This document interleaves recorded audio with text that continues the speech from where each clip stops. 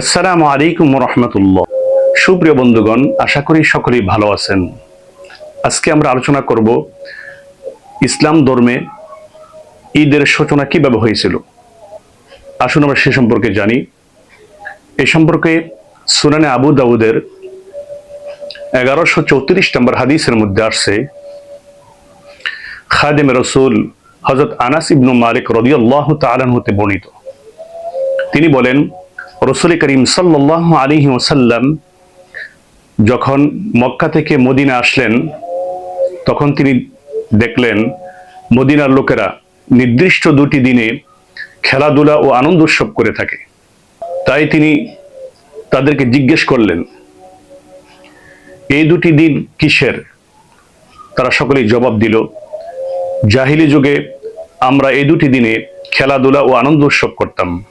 তাদের কথা শুনে রাসূল করিম সাল্লাল্লাহু আলাইহি ওয়াসাল্লাম বললেন, ইন্নাল্লাহা ক্বাদ আবদালাকুম বিহিমা খায়রুম মিনহুমা ইয়াউমাল আযহা ওয়া ইয়াউমাল ফিতর।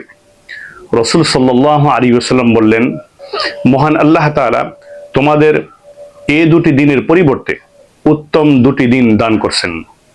তা হলো ঈদুল আযহার দিন, অপরটি হলো ঈদুল ফিতর দিন। সুবহানাল্লাহ বিহামদিহি। আল্লাহ তাআলা আমাদেরকে হালাল পদ্ধতিতে আনন্দ উৎসব করার জন্য দুটি ঈদ দান করেছেন।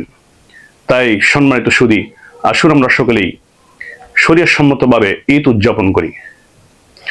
সুপ্রিয় বন্ধুগণ, আসুন আমরা সংক্ষেপে জেনে নেই ঈদের দিন আমাদের করণীয় সম্পর্কে। 1 নাম্বার, ঈদের দিন ভোরে ঘুম থেকে তাড়াতাড়ি জেগে ওঠা, যেন ফজরের নামাজ জামাতে পড়তে পারি। 2, মেসওয়াক করা। 3, গোসল করা। 4, উত্তম পোশাক পরিধান করা। 5, শরীয়ত সম্মত সাজগোজ করা। 6, খুশবু ব্যবহার করা। 7, ঈদুল আজহার দিবসে কোনো কিছু না খেয়ে ঈদগায় যাওয়া, অতঃপর কুরবানির গোশত দিয়ে সর্বপ্রথম আহার করা। আর ঈদুল ফিতর দিন মিষ্টি জাতীয় খাবার খেয়ে ঈদগায় যাওয়া।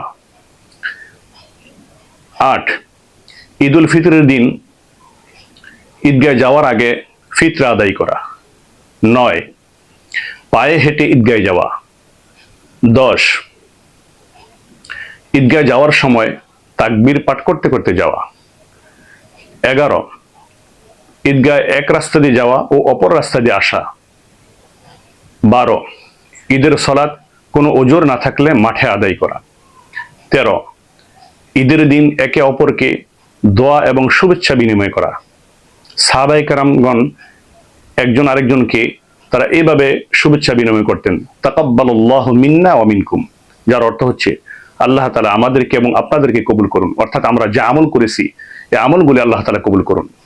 আসুন আমরা সকলেই হালাল পদ্ধতিতে শরীয়ত সম্মতভাবে ঈদ উদযাপন করি এবং ঈদের দিনের সুন্নত সমূহ আদায় করি। আল্লাহ তাআলা আমাদেরকে সেই তৌফিক দান করুন। সকলের সুস্বাস্থ্য কামনা করি আজ এখানে শেষ করলাম। আসসালামু আলাইকুম রাহমাতুল্লাহ।